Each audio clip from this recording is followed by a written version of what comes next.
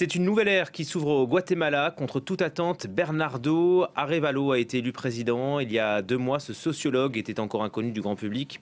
Son père fut néanmoins le premier président démocratiquement élu du pays. Lui promet un nouveau départ dans un pays où la pauvreté, la violence et la corruption ne cessent de prendre de l'ampleur. On retrouve sur place Aurore Bayout pour France 24.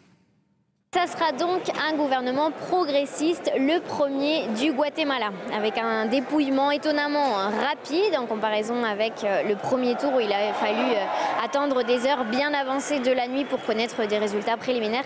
Cette fois-ci, les Guatémaltèques ont su quel serait leur prochain président environ 1h30 après la fermeture des bureaux de vote. Il s'agit donc de l'universitaire Bernardo Arévalo de León qui aura remporté ces élections avec 58% des voix contre 37% pour son opposante Sandra Torres.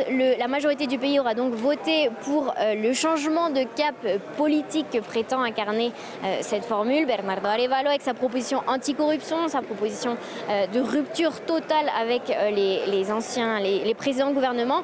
Et justement, les premières célébrations quant à cette victoire sont venues de l'étranger avec plusieurs ex-procureurs, plusieurs juges aujourd'hui en exil en raison de la persécution de l'appareil de justice actuel et qui auront donc suivi les résultats depuis les États-Unis.